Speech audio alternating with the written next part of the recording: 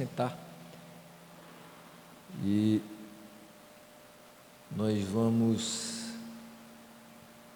falar um pouquinho hoje nessa nossa caminhada na declaração de fé de Savoy, no capítulo de número 6. Mas antes de entrar exatamente no texto do capítulo 6, quero chamar a atenção para esse texto aqui, ó.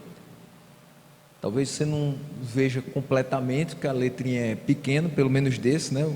A imagem se torna para a gente um pouco difícil, mas eu vou ler para os irmãos. É um textinho do John Piper, pastor John Piper, falando o que é pecado.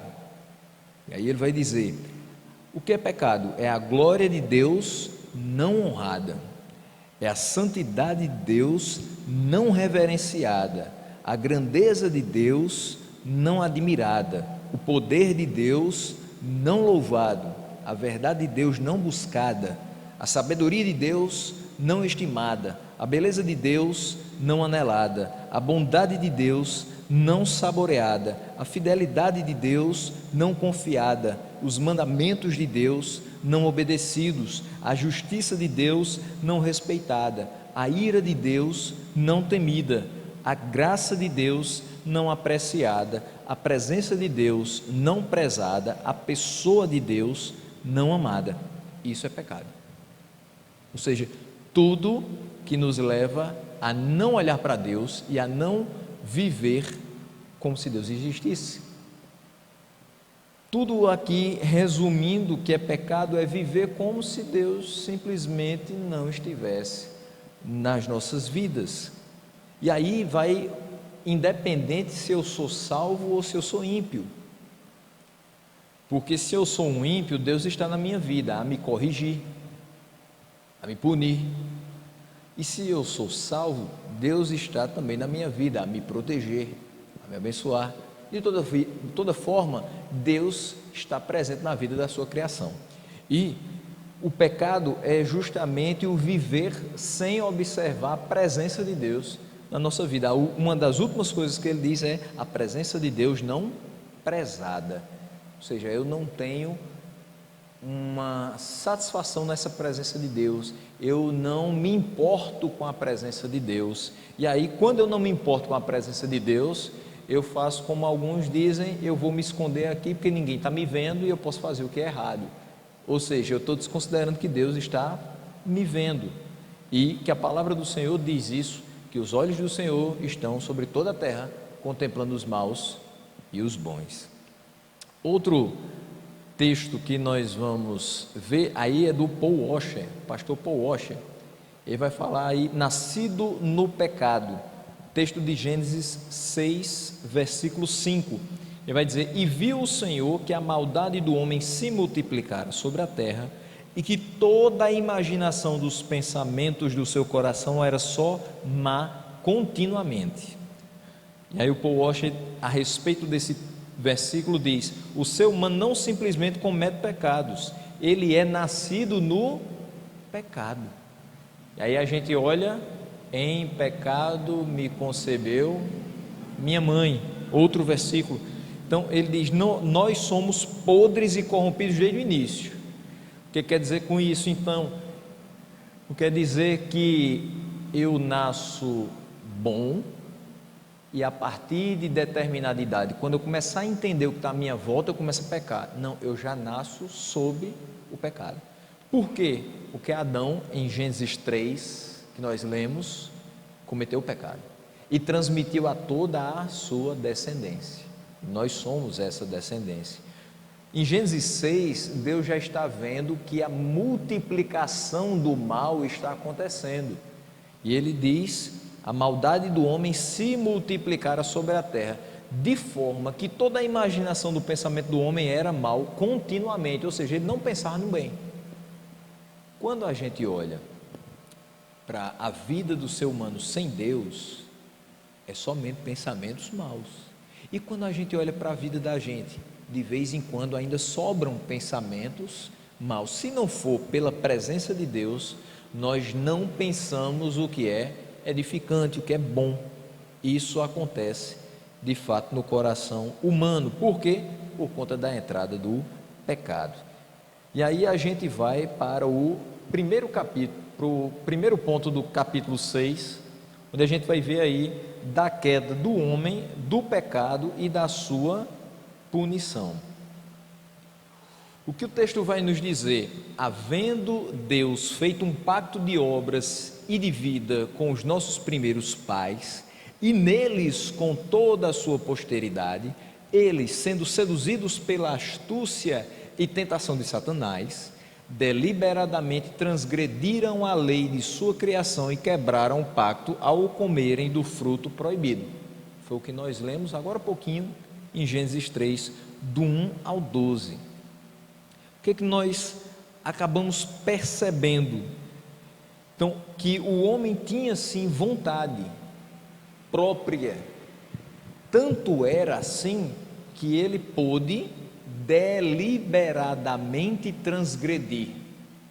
Então, o deliberadamente transgredir é: eu quis fazer e eu fiz.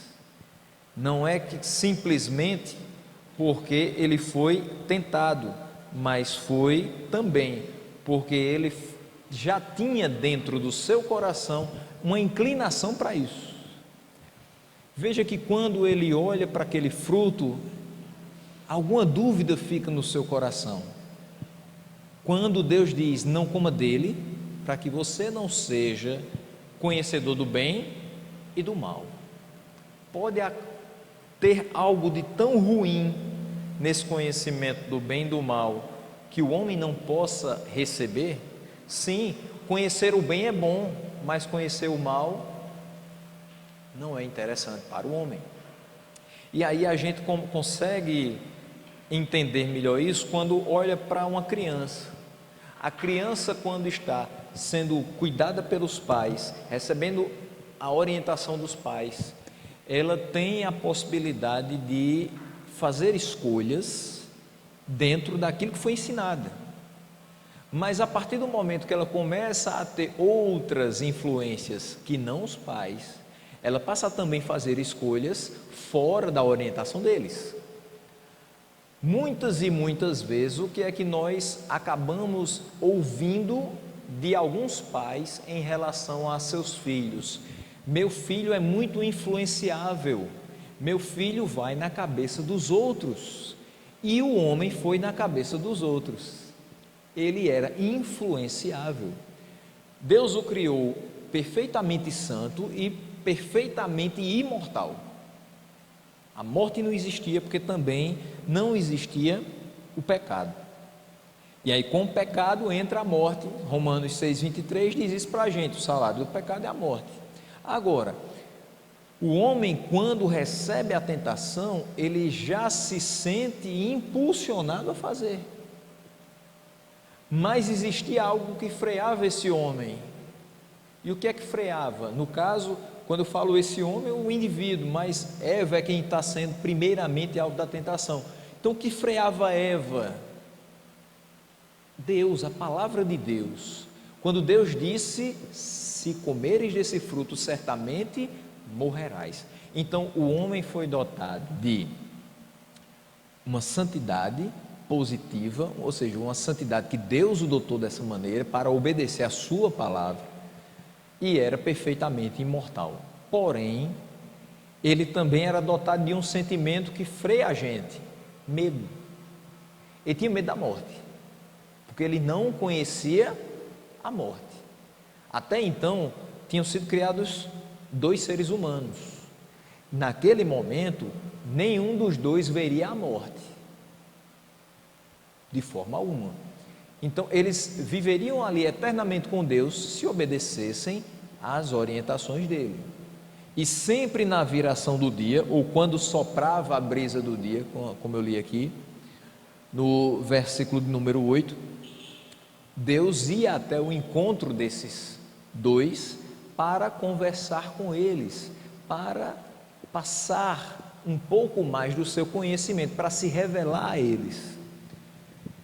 Se não fosse por eles dois, nós ainda hoje teríamos a possibilidade de frente a frente com o Senhor ter essa revelação. Como é que nós temos a revelação de Deus?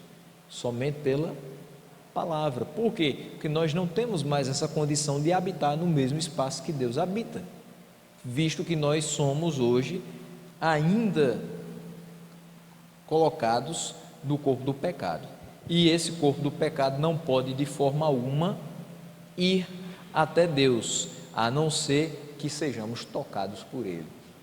Então veja que a situação é muito difícil. Ele foi criado com essa possibilidade. Deus se torna autor do pecado por causa disso? Porque criou o homem com a possibilidade de pecar? Não. Por quê? Aí a gente vai voltar para o texto lá de Gênesis 3, porque ele diz, quando Deus pergunta: você comeu do fruto da árvore da qual lhe proibi comer? Ele diz: foi a mulher que me deste por companheira que me deu do fruto da árvore e eu comi. Então, quando na declaração de fé de Savoy nós temos aí, deliberadamente eles transgrediram, foi porque um foi sendo influenciado por outro, mas cada um tomou a sua decisão. Adão podia ter dito: Eva, Deus me mandou que a gente não comesse, então não vou pegar esse fruto. E Eva podia insistir o quanto fosse, mas a decisão era dele de comer ou não. Aí Eva pode dizer também, como vai dizer de fato no versículo 13, né, quando ele diz: o Senhor Deus perguntou à mulher: que foi que você fez? E a mulher responde: a serpente me enganou e eu comi. Então o homem transfere a responsabilidade para Deus. O Senhor me deu a mulher foi enganada, me deu e eu comi. E a mulher transfere a responsabilidade para a serpente: olha, a serpente me enganou e eu comi. Mas quem decidiu comer? Eva. Quem decidiu tentar? A serpente. Quantas são as consequências desse ato? 3. A serpente recebe consequências do seu ato, Adão recebe consequências do seu ato e Eva recebe consequências do seu ato, porque cada um é responsável pelos seus atos. E isso a gente vê no dia a dia. Quando alguém diz assim, por exemplo, 2 irmãos, e o irmão mais novo diz assim: foi ele que mandou fazer. E eu vou apontando para o irmão mais velho, e os pais geralmente dizem: mas quem fez foi você, ele pode mandar qualquer coisa. E às vezes a gente até utiliza algumas ilustrações bem drásticas para ver se a criança desperta. Diz: ele mandou você jogar aquela bola, a bola quebrou a janela. Se ele mandasse você matar, você ia matar também porque ele mandou? Ele diz: não. Por quê? Porque matar é uma coisa muito grave. A morte é um medo que nós temos. Então, da mesma forma, Adão, por que você comeu? Porque Eva me deu, eu comi. Adão, se Eva mandar você matar, você vai matar também? Nessa época ainda não existia a lei nas tábuas, mas a lei moral de Deus já havia.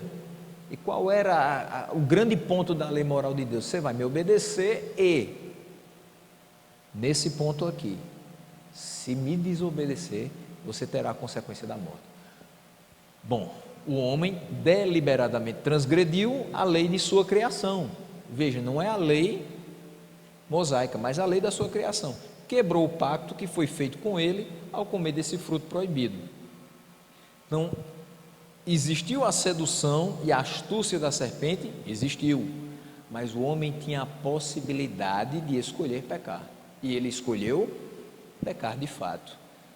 Independente da transferência da responsabilidade de um para o outro, cada um teve, sim, o pagamento dos seus pecados. Qual foi o pior pagamento desse pecado? Dentre os 3, as consequências desse ato, quais são qual é a pior dessas 3? A morte, mas a maldição sobre a terra, que vem por quem? Vem por causa da serpente? Não. Vem por causa de Eva? Também não, vem por causa de Adão. É por isso que nós recebemos a corrupção e a culpa de Adão, porque o pecado mais vil foi dele, a responsabilidade maior era dele. Deus chegou para ele e disse: está tudo aí à sua disposição, e você vai dominar sobre as aves do céu, sobre os répteis que rastejam sobre a terra, toda essa vegetação é de vocês, vocês podem comer de qualquer coisa, não vai faltar nada para vocês, menos a árvore que está plantada no meio do jardim, do conhecimento do bem e do mal. E olha o que vai acontecer a partir do versículo 14. Então o Senhor Deus declarou à serpente: uma vez que você fez isso, maldita é você entre todos os rebanhos domésticos e entre todos os animais selvagens. Sobre o seu ventre você rastejará e pó comerá todos os dias da sua vida. Pergunta: se nós olharmos para a consequência da serpente, isso tem alguma implicação direta com a nossa vida diária? O fato de ela rastejar sobre a terra implica alguma coisa para a gente? Não. Veja que é em relação à sua forma, mas isso não nos afeta. Mas aí ele vai continuar: porém inimizade entre você e a mulher, entre a sua descendência e o descendente dela, este lhe ferirá a cabeça e você lhe ferirá o calcanhar. Agora tem a ver com a gente? Tem, porque existe uma inimizade entre a semente da mulher e a semente da serpente. A descendência de cada uma vai ter choques, vai ter inimizade, e um lhe ferirá a cabeça e você lhe ferirá o calcanhar. A mulher, ele vai declarar: multiplicarei grandemente o seu sofrimento na gravidez, com sofrimento você dará à luz filhos, seu desejo será para o seu marido e ele a dominará. Qual é o grande ponto aqui? Dores de parto. Afeta o homem? Não. Então a mulher foi responsável pelo seu ato individualmente, e aquilo que é consequência para a mulher não afeta a serpente e não afeta o homem, sempre individual. É por isso que a gente fala assim: a salvação é individual e também as consequências do seu pecado são individuais. Você vai receber por aquilo que você fizer. Agora, interessante é que há uma discussão hoje em relação a isso. Algumas mulheres, inclusive cristãs, não aceitam de forma alguma sentir dores de parto, então elas recorrem a algo chamado concepção programada. Então você pode falar com o seu médico e dizer: olha, eu quero que o menino nasça no dia 25 de setembro, então é programada a cirurgia para o dia 25 de setembro, obviamente respeitando o período de formação dessa criança dentro do ventre. Então ali 38, 40 semanas é programada e é feita a cirurgia chamada cesariana.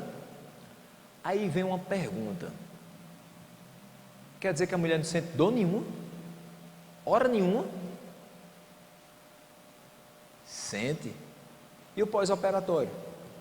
E os pontos que vai levar? É um corte. Pelo meio natural, ela vai precisar de um tempo de descanso, ela vai precisar de um tempo de recuperação, mas é infinitamente menor do que o tempo de uma cirurgia. Eu fiz uma cirurgia muitíssimo pequena, em comparação com um parto cesariano, e eu precisei passar 15 dias para que os pontos secassem, e ainda hoje eu preciso cuidar para que volte ao normal e não fique a cicatriz, e de vez em quando uma pontadinha surge, porque aquele local foi mexido. Imagine um corte no ventre para retirada de uma criança, são dados inúmeros pontos aqui, e aí a pessoa pode dizer: ah, mas na hora eu não senti. Depois você vai sentir por vários e vários dias. Quem faz cesariana normalmente passa cerca de 40 dias para poder voltar às atividades normais.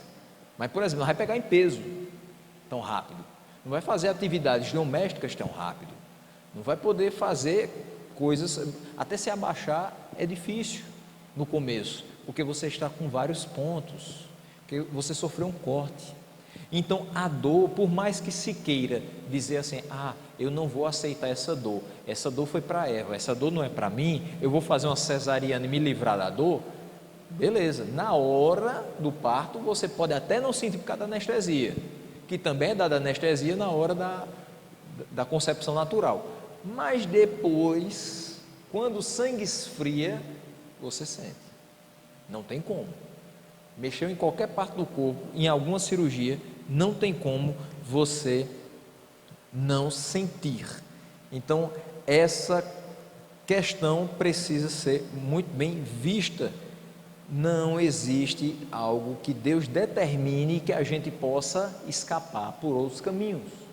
Então, a mulher vai, obviamente, ter sempre com ela de, infelizmente, sofrer na gravidez, porque ela pecou, porque ela deu ouvidos àquela que era a sua tentadora, a serpente.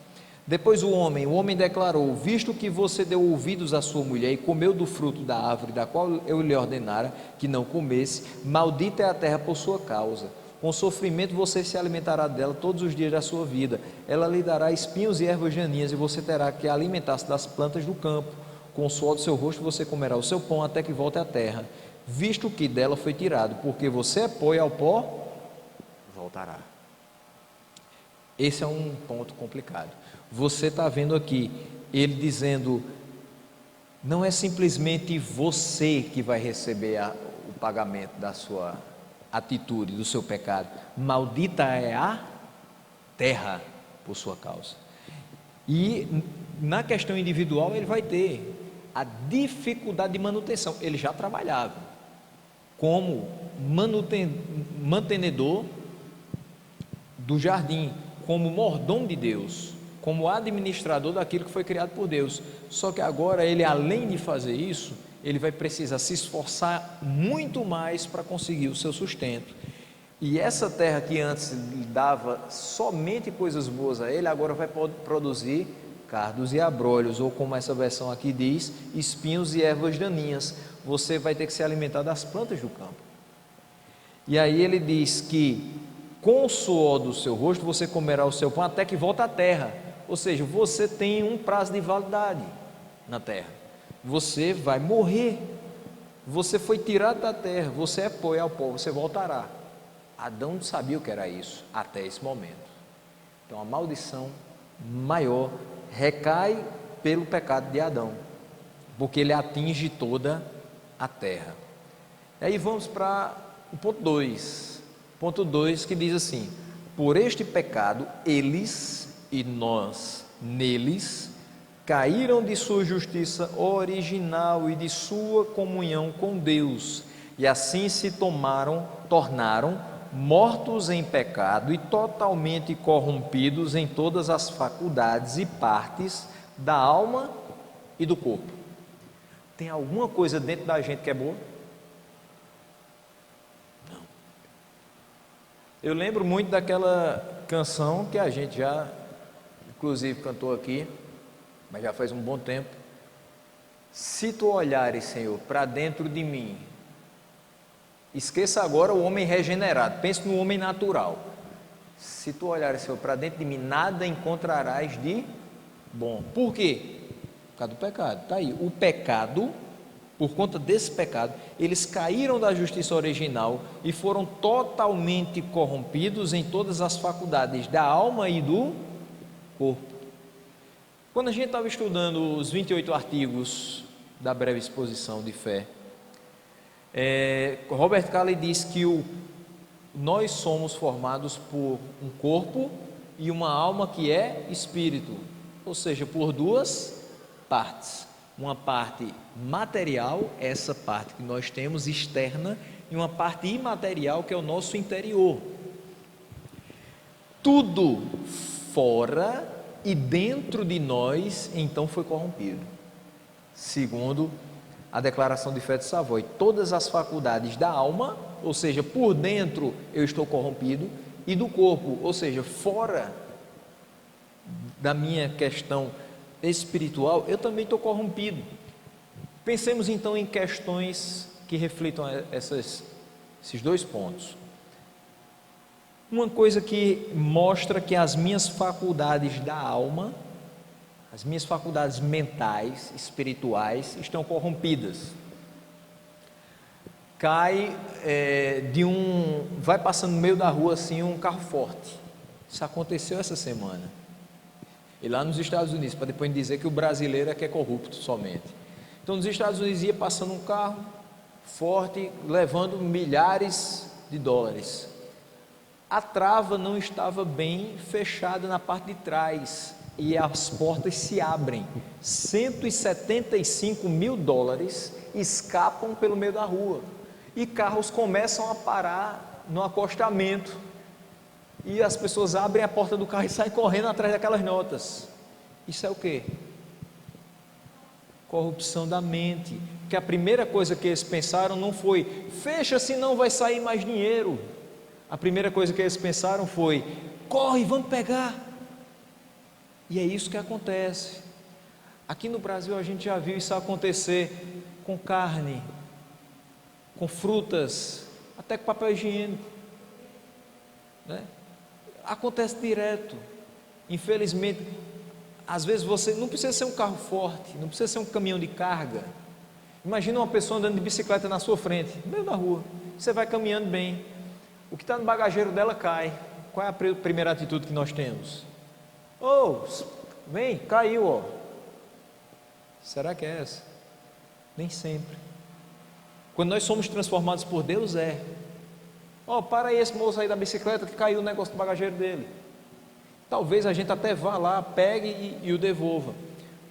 Mas no geral, pegou, não precisa dizer nada.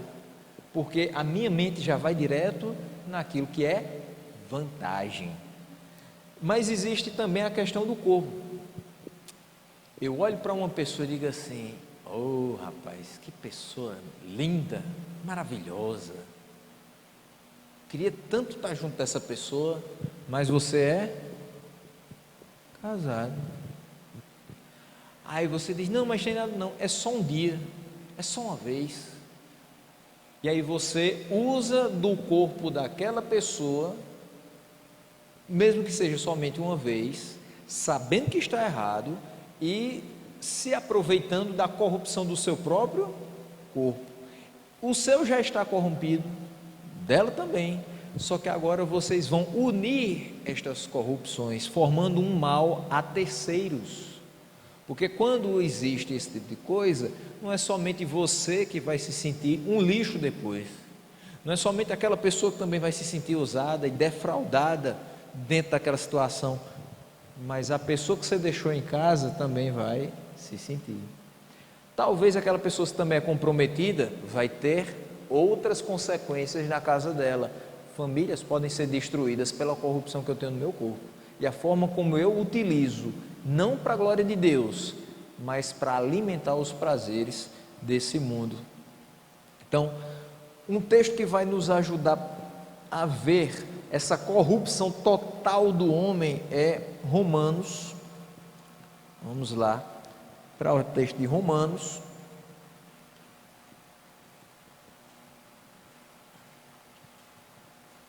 capítulo 3.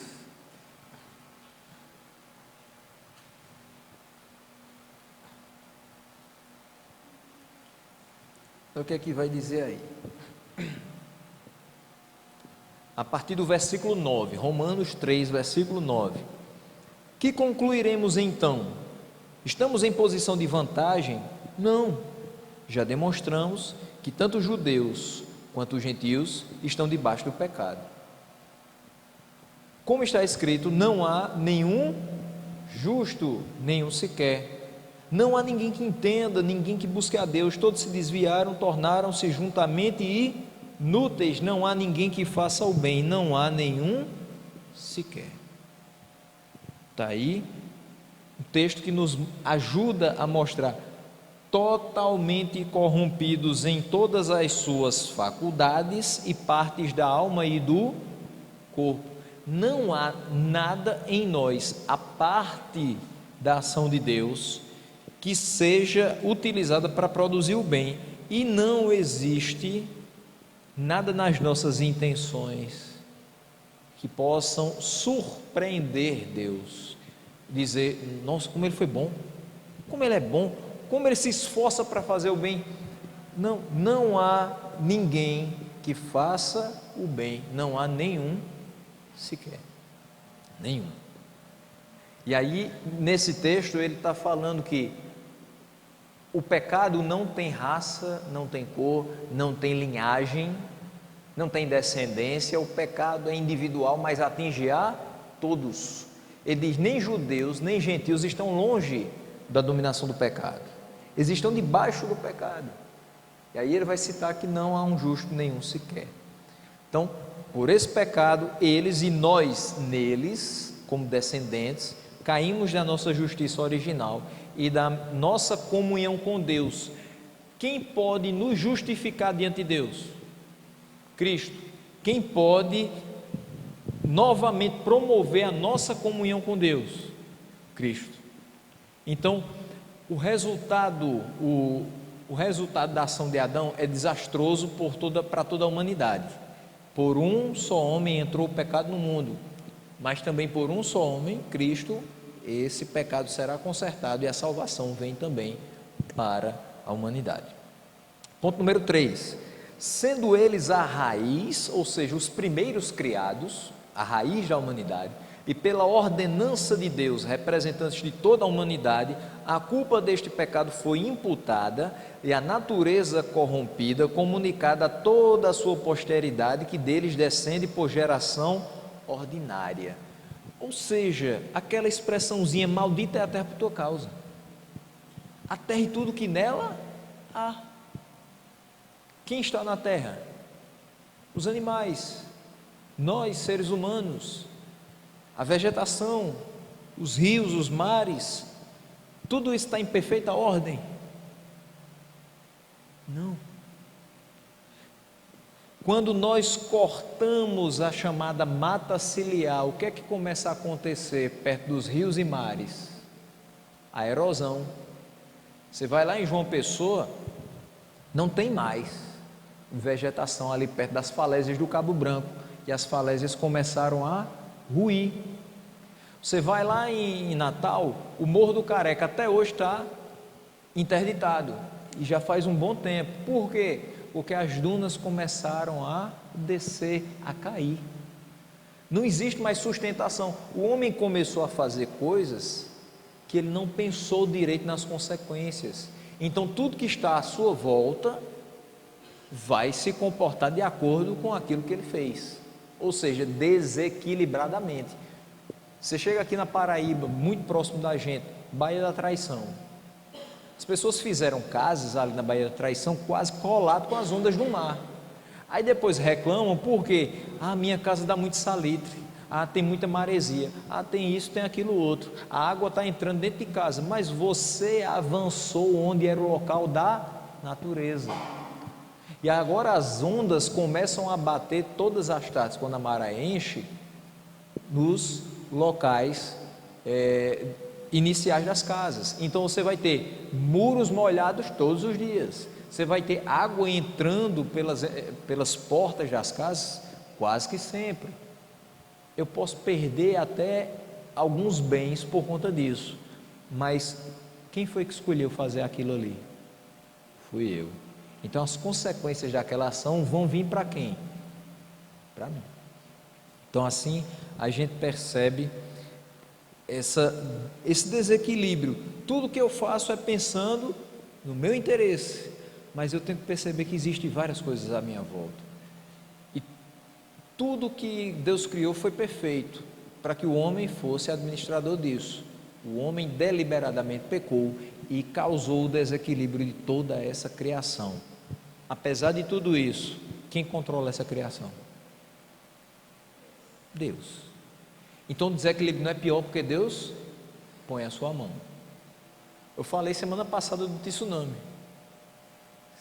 O tsunami é uma forma de desequilíbrio desse ecossistema, dessa natureza criada por Deus. Existem outras coisas, terremotos. Você vai na escola, mais ou menos ali, 7ª, 8ª série, aí o professor de geografia diz: olha, é porque as placas tectônicas que estão em cada continente, elas vão se chocando, aí vai criando os abalos sísmicos, os terremotos. Aí você escuta no jornal: houve um terremoto em tal canto, 6,5 na escala Richter. Você pode nem entender muito o que é esse negócio da escala Richter, mas você vai entender que foi forte. Eu, sinceramente, nunca passei por um terremoto, mas semana passada houve um terremoto nos Estados Unidos de 7,2.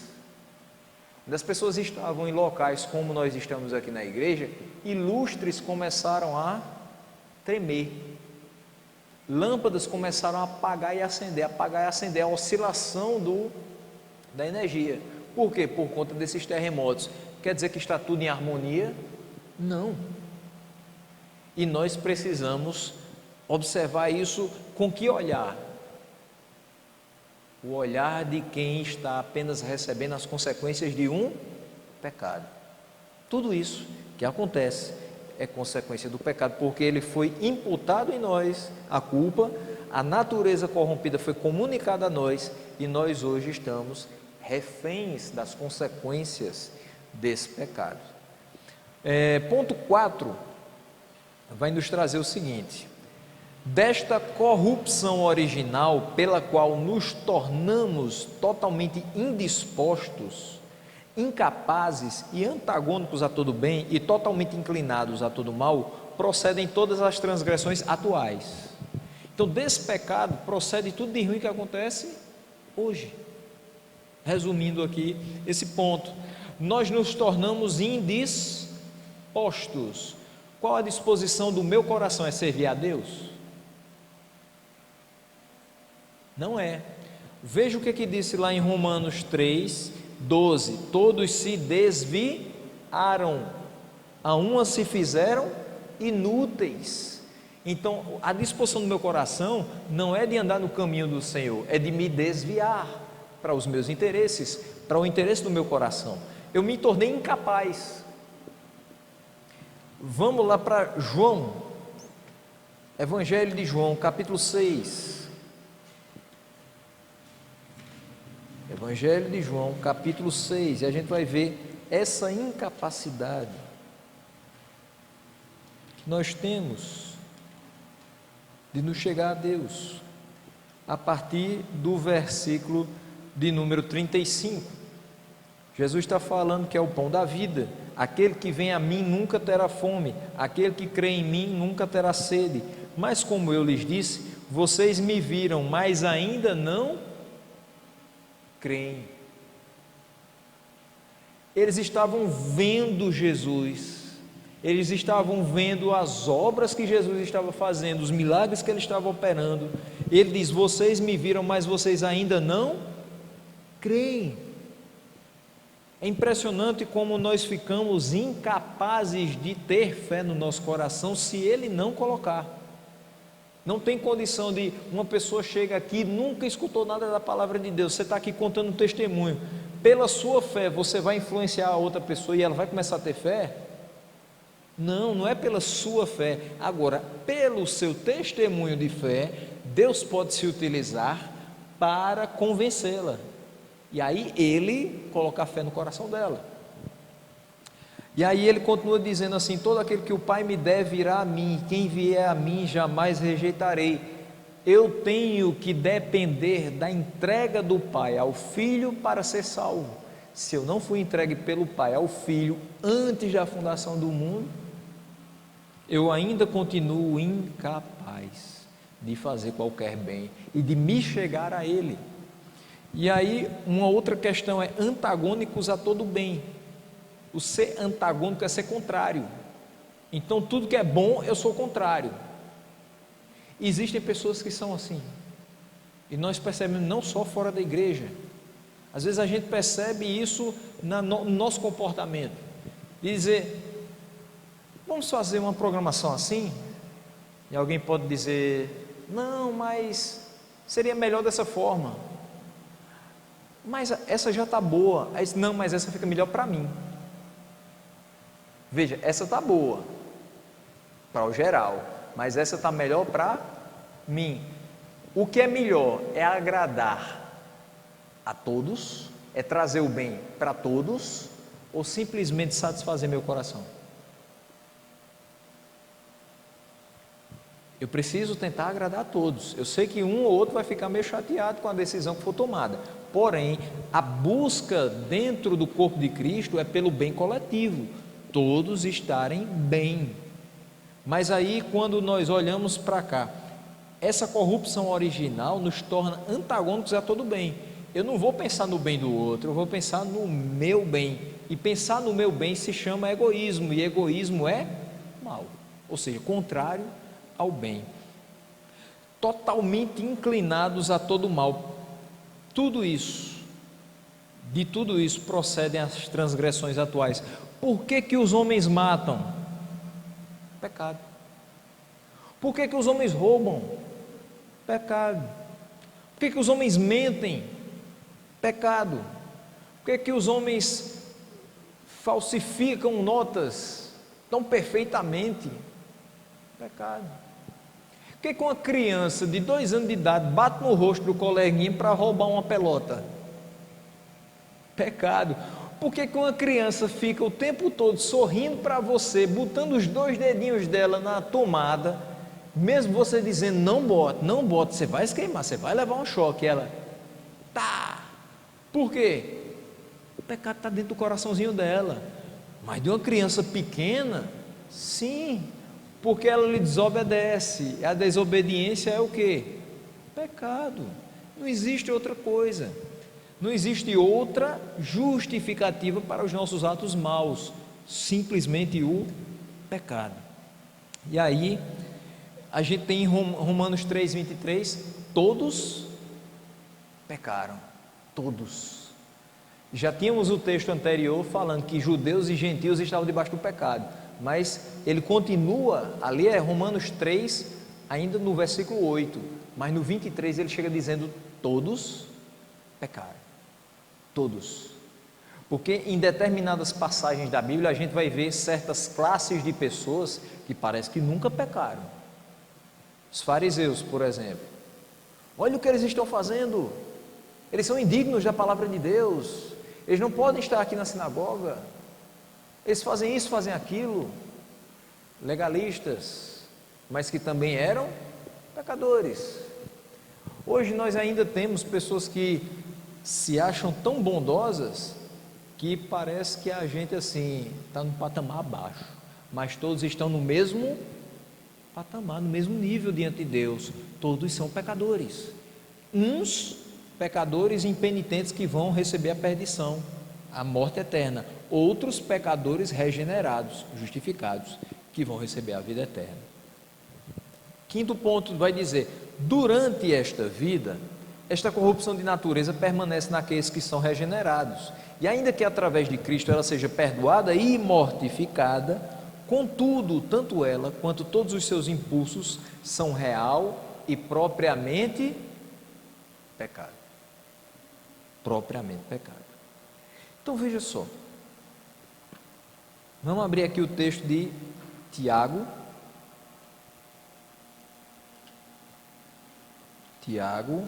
4,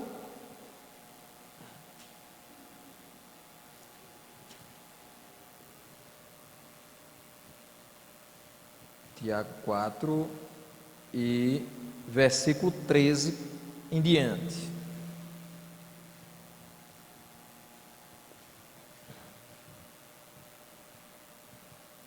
O que vai dizer aí Tiago 4, do 13 em diante?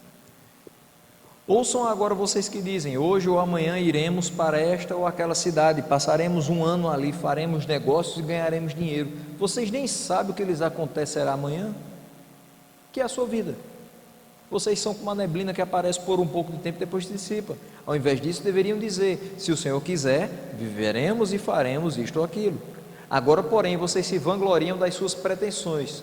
Toda vanglória como essa é maligna. Pensem nisto, pois quem sabe que deve fazer o bem e não o faz, comete pecado. Ou seja, Tiago aqui está falando da forma como o homem pensa no amanhã, como se ele controlasse esse amanhã. E isso não é só, simplesmente para quem está fora da igreja, fora do corpo de Cristo, para quem está dentro também. Às vezes a gente pensa que tem condições de dominar os próximos passos da nossa vida, de dizer assim, olha, daqui a 5 anos eu vou estar fazendo isso. E assim, a gente pode projetar algumas coisas para a vida.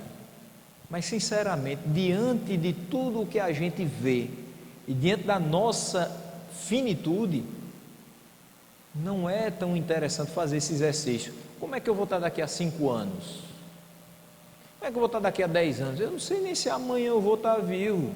E é isso que ele diz, que a vossa vida é uma neblina que com o tempo se dissipa rapidamente, né? E a gente fica ainda pensando, mas daqui a tantos e tantos anos eu vou estar assim, assim, assim, daqui a tantos e tantos meses eu vou ter isso já pronto, e o tempo passa e você não termina, o tempo passa e você não se torna aquilo que você queria ser, e assim você vai percebendo que deveria procurar fazer outras coisas para o bem coletivo, e não ficar se preocupando apenas com sua vida.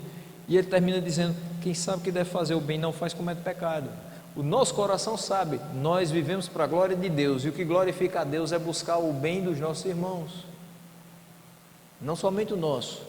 Agora, nós sabemos que devemos fazer o bem e não fazemos, e nisso nós estamos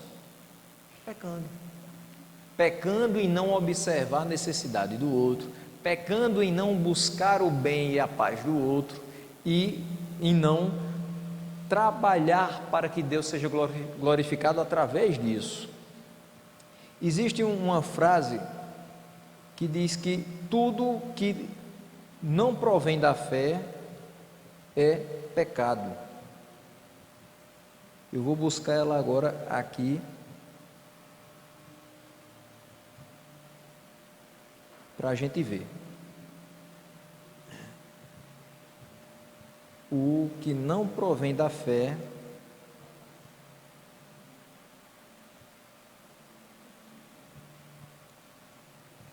é pecado.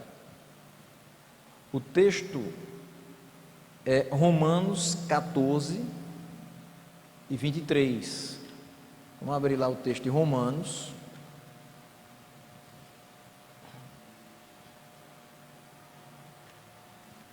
Romanos 14, nós vamos ler do 19 até o 23. O que vai dizer?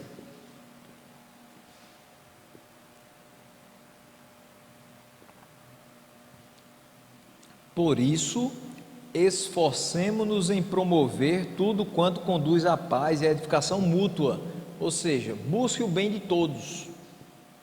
Não destrua a obra de Deus por causa da comida. Todo alimento é puro, mas é errado comer qualquer coisa que faça os outros tropeçarem. É melhor não comer carne, nem beber vinho, nem fazer qualquer outra coisa que leve o seu irmão a cair. Ou seja, tudo aquilo que você faz, pense se vai ser benéfico, se o seu irmão vai ser levado a pecar por conta da sua atitude. Se for isso, rejeite, deixe de fazer, se prive disso. Ele vai dizer, assim seja qual for o seu modo de crer a respeito dessas coisas, que isso permaneça entre você e Deus. Você sabe que não é errado, você tem consciência de que aquilo não é algo pecaminoso, mas que fique entre você e Deus, porque existem pessoas ao nosso redor que talvez não compreendam da mesma forma, e por serem frágeis na fé vão cair, vão pecar. E aí ele vai dizer, feliz é o homem que não se condena naquilo que aprova, mas aquele que tem dúvida é condenado a se comer, porque não come com fé, e tudo que não provém da fé é pecado. Tudo que nós fazemos fora daquilo que Deus nos provê é pecado. E aí você tem o seguinte, a corrupção da natureza permanece naqueles que são regenerados. Crente peca? Peca. Qual a diferença então dessa corrupção dos ímpios e da corrupção que permanece nos regenerados? A diferença chama-se perdão de Deus. Os nossos pecados ainda existem, ainda serão praticados até o último dia das nossas vidas, mas todos eles já foram perdoados por Deus, através de Cristo na cruz. A justiça perfeita de Deus foi satisfeita ali na obra da cruz. O ímpio não tem esse benefício, não tem essa bênção, essa graça de Deus, de que os seus pecados são perdoados, lançados no mar do esquecimento, de uma vez por todas, livrado, liberto dessa questão. Então nós olhamos para a palavra e vemos em Romanos 8:1 que não há condenação para os que estão em Cristo Jesus. E para os que não estão em Cristo Jesus, o que acontece? A condenação continua. Então, nós que somos regenerados, ainda temos corrupção de natureza, e ainda que através de Cristo ela seja perdoada e mortificada, ainda existem coisas que nós fazemos e os impulsos que nós temos fora dessa transformação de Deus, sim, são pecados. Não dá para nenhum crente dizer assim: eu não peco mais não porque Deus já perdoou os meus pecados. Sim, Ele perdoou, mas você continua pecador. Não é porque Ele perdoou que você agora virou totalmente santo e não existe mais em você corrupção. Existe, só que essa corrupção não é mais para a morte eterna, não te lança mais no inferno, diferente daqueles outros que continuam presos a essa corrupção sempre. E aí vem o ponto 6 e último de hoje. Todo pecado, tanto original quanto atual, sendo uma transgressão da justa lei de Deus, e a ela contrário, traz em sua própria natureza culpa sobre o pecador, e por essa culpa ele está sujeito à ira de Deus e à maldição da lei, e assim feito, sujeito à morte, com todas as infelicidades espirituais, temporais e eternas. Veja só. Pecamos, e tanto o pecado original quanto o atual são transgressões da lei de Deus. Se eu transgrido uma lei, seja ela de Deus ou a lei dos homens, o que eu vou receber em troca? Se eu transgrido qualquer lei, punição. Então por isso que esse capítulo chama-se da queda do pecado e da punição. Ele termina falando sobre isso. Nós caímos em Adão, nós acabamos recebendo essa carga de pecado dele em herança, e nós, por conta disso, também receberemos a punição. Então é uma transgressão da justa lei de Deus, e a ela contrário, traz em sua própria natureza culpa sobre o pecador, e por essa culpa ele está sujeito à ira de Deus e à maldição da lei.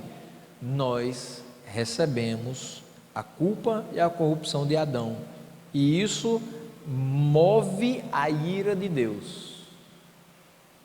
Interessante que quando lemos a palavra, alguns têm a interpretação de dizer: mas esse Deus que se ira é o do Antigo Testamento, porque o Deus do Novo é o Deus de graça, né? É um Deus de amor, mas é um Deus que também se ira.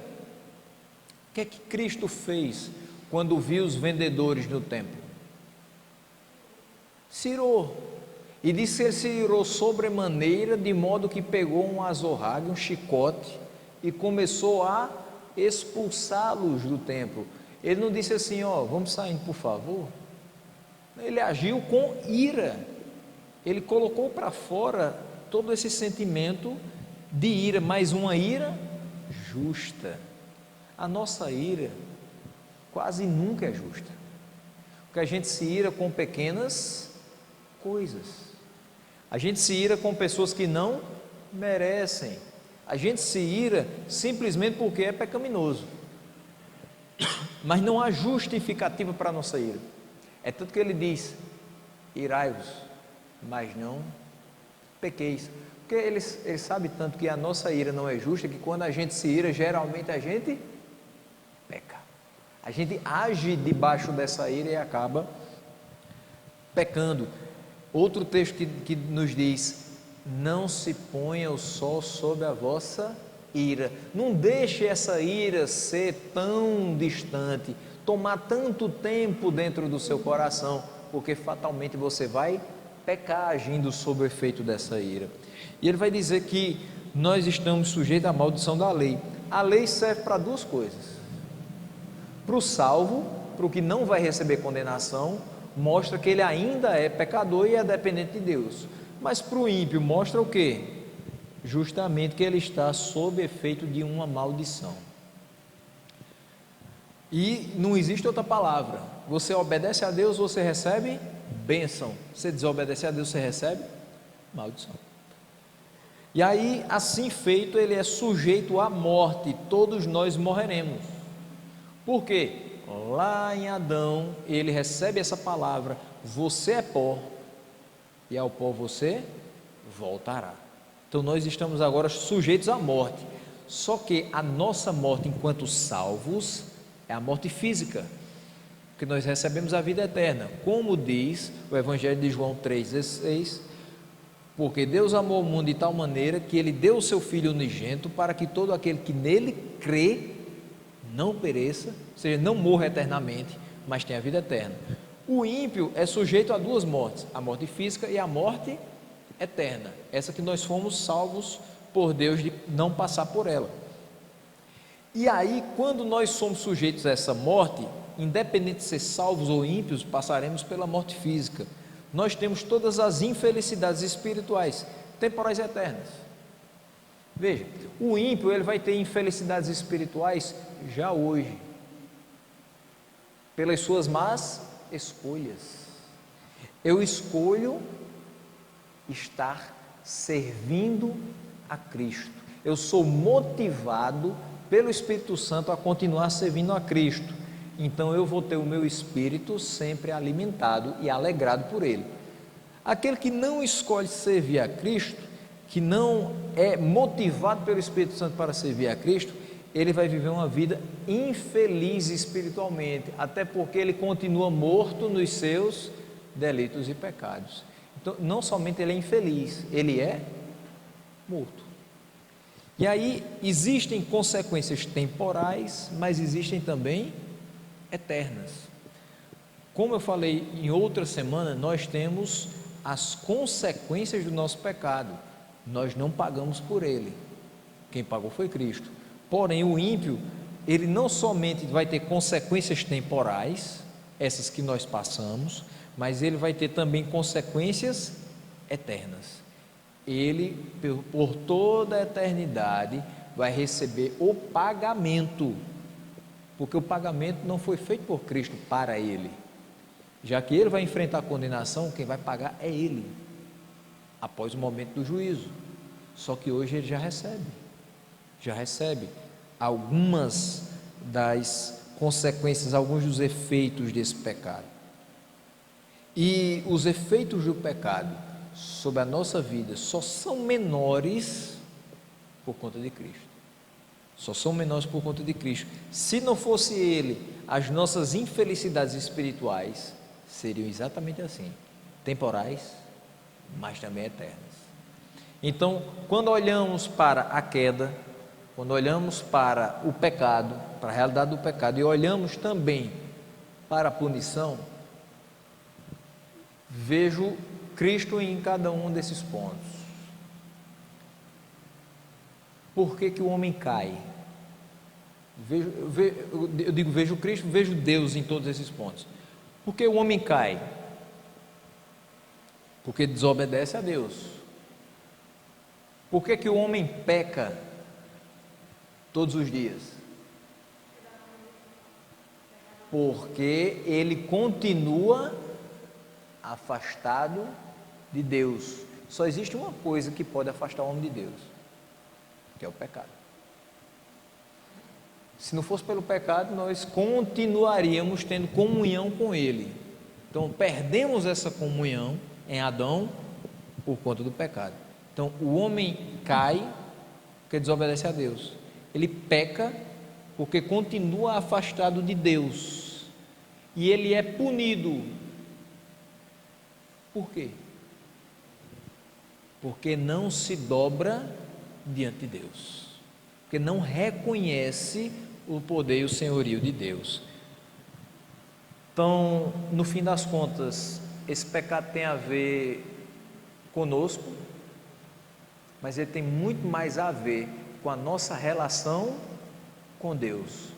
Se nós obedecermos a Deus, esse pecado vai sendo refreado. Se nós nos aproximarmos de Deus, esse pecado vai ser diminuído.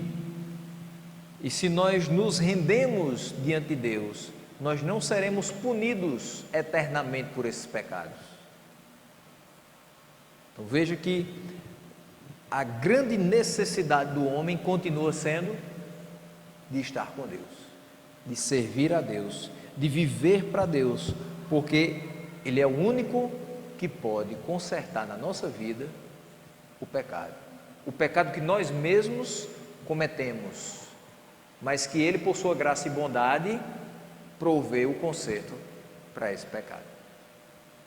Então, esse é o capítulo número 6, da queda, do pecado e da punição, e a gente vê uma linha do tempo percorrendo desde Adão, chegando até a gente, e o tempo todo a gente percebe que, se não fosse por Deus, nós estaríamos em situação infinitamente pior. Então, que esse ponto possa ter nos trazido essa visão de Deus, da nossa necessidade de estar ligado a Ele, de estar obedecendo a Ele e observando a Sua palavra.